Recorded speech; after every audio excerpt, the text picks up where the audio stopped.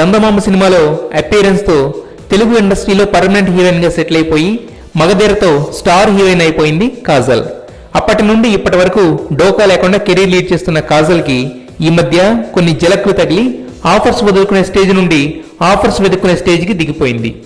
దీంతో చిన్న డైలమాలో ఉన్న చందమామకి కరెక్ట్ టైంలో వచ్చి వరించింది జనతా గ్యారేజ్లోని పక్కా లోకల్ పల్లవితో సాగే ఐటెం నెంబర్. పేమెంట్ కూడా గట్టిగానే వర్కౌట్ అయింది.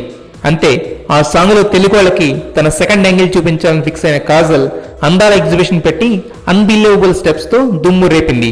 ఇక ముందు కూడా అలానే మెయింటైన్ చేసి ఇంకొంతకాలం కెరీర్ కొనసాగించబోతుంది కాజల్. తేజ డైరెక్షన్లో రాణా హీరోగా రూపొందుతున్న సినిమాలో బొడ్డు కిందకి చీరగట్టి కొప్పులో మల్లెపూలు పెట్టి కవ్వించడానికి ప్రిపేర్ అయిపోయింది.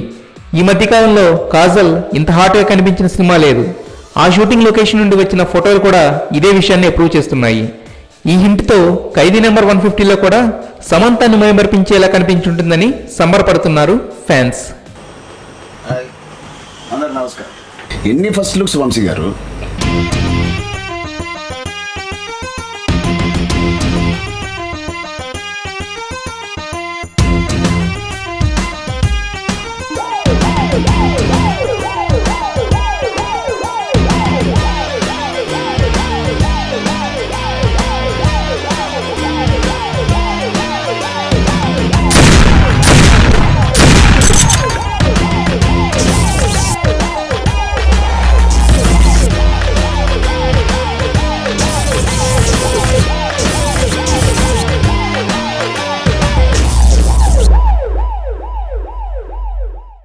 రే Tej, you are very very lucky.